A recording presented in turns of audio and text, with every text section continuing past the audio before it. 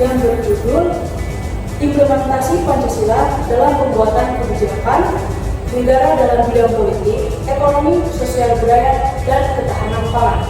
Sebelum itu kami ingin memperkenalkan diri kami terlebih dahulu. Dari saya, perkenalkan saya Putri Dina dulu dengan NIM 240911020022.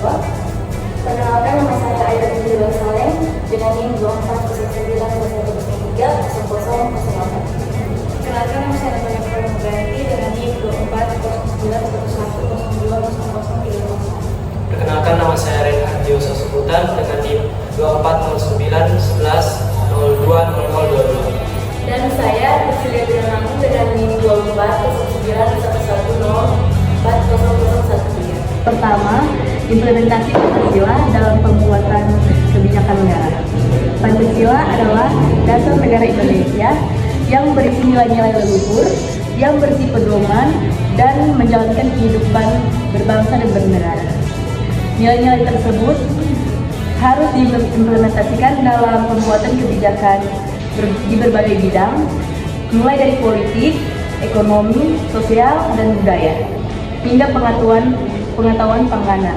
Pancasila dalam bidang politik. Yang pertama, demokrasi Pancasila. Implementasi Pancasila dalam bidang politik dapat dilihat melalui penerapan demokrasi Pancasila.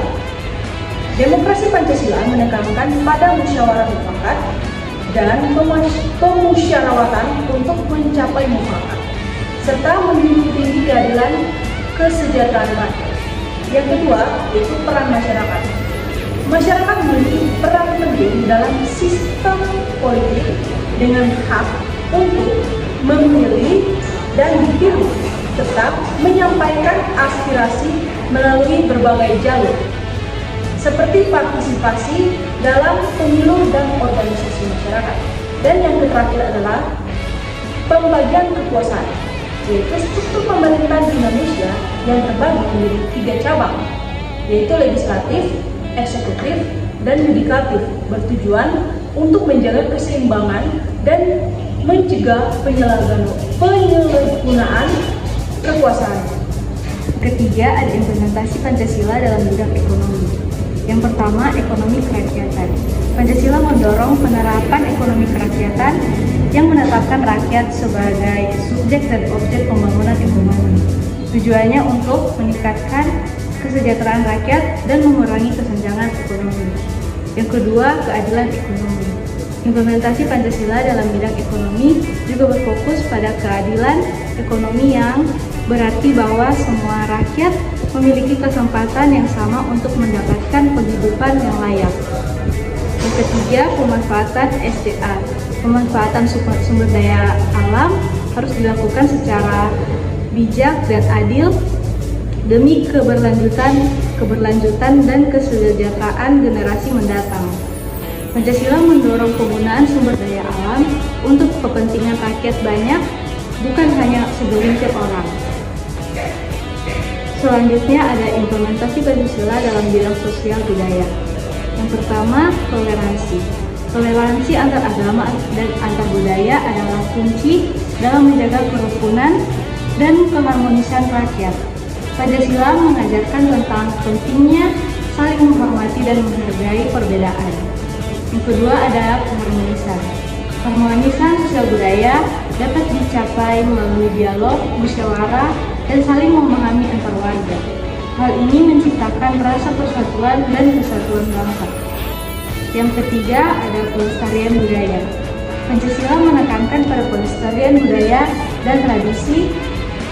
Hal ini bertujuan untuk menjaga identitas dan jati diri bangsa Indonesia, serta warisan budaya yang bernilai bagi generasi mendatang. Selanjutnya kita akan membahas implementasi Pancasila dalam bidang ketahanan pangan.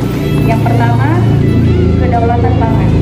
Pancasila mendorong kedaulatan pangan, yaitu kemampuan suatu negara untuk memenuhi kebutuhan pangan rakyatnya sendiri tanpa bergantung pada negara lain. Yang kedua, kemandirian pangan. Kemandirian pangan berarti kemampuan suatu negara untuk menghasilkan pangan sendiri secara mandiri tanpa mengandalkan impor. Hal ini penting untuk menjaga stabilitas harga pangan dan ketahanan ekonomi nasional. Yang ketiga, pemberdayaan petani. Pemberdayaan petani merupakan langkah penting dalam meningkatkan produksi pangan. Pancasila mendorong pemerintah untuk memberikan dukungan dan bantuan kepada petani agar mereka dapat meningkatkan produktivitas dan kesejahteraannya. Poin yang kedua, tentang hambatan dalam implementasi Pancasila. Yang pertama, kurangnya kesadaran. Salah satu tantangannya adalah kurangnya kesadaran masyarakat terhadap nilai-nilai Pancasila. Yang kedua, kesenjangan sosial. Kesenjangan sosial dan ekonomi masih menjadi permasalahan serius. Hal ini dapat menghambat terwujudnya keadilan dan kesejahteraan bagi seluruh rakyat. Yang ketiga, korupsi. Korupsi dan perilaku tidak jujur menjadi hambatan utama dalam implementasi Pancasila. Hal ini merugikan negara dan rakyat serta merusak tatanan sosial. Berikutnya adalah peran pemerintah dan masyarakat dalam mewujudkan implementasi Pancasila. Peran pemerintah dalam implementasi Pancasila adalah sebagai berikut: membuat kebijakan yang adil dan berpihak pada rakyat. Yang kedua adalah menjalankan pemerintahan yang transparan dan akuntabel. Yang ketiga, menerapkan sistem hukum yang adil dan tegak. Dan berikutnya adalah peran masyarakat dalam mewujudkan implementasi Pancasila. Peran pertama adalah meningkatkan kesadaran terhadap nilai-nilai Pancasila. Kedua, berpartisipasi aktif dalam pembangunan dan kegiatan sosial. Ketiga, menjaga kerukunan dan toleransi antar warga dan lingkungan bermasyarakat. Dan yang terakhir adalah kesimpulan dan rekomendasi. Kesimpulan dari materi implementasi Pancasila ini adalah pentingnya implementasi Pancasila untuk mencapai tujuan bangsa, yaitu mewujudkan masyarakat yang adil, makmur, dan sejahtera. Dan rekomendasi untuk materi implementasi Pancasila ini adalah kerjasama dan sinergi antara pemerintah dan masyarakat menjadi kunci keberhasilan dalam mewujudkan implementasi Pancasila. Berikutnya adalah pendidikan. Pendidikan tentang Pancasila sejak dini sangat penting untuk menanamkan nilai-nilai luhur tersebut kepada generasi muda. Dan yang terakhir adalah peran serta. Masyarakat diharapkan untuk berperan aktif dalam mengawal implementasi Pancasila dan memberikan masukan kepada pemerintah. Sekian. Ya baik, sekian untuk video pemaparan kami terkait dengan Pancasila dalam berbagai aspek. Untuk itu, akhir kata, Assalamualaikum warahmatullahi wabarakatuh. Shalom, Om Swastiastu, Namo Buddhaya. salam kebajikan, Salam Pancasila.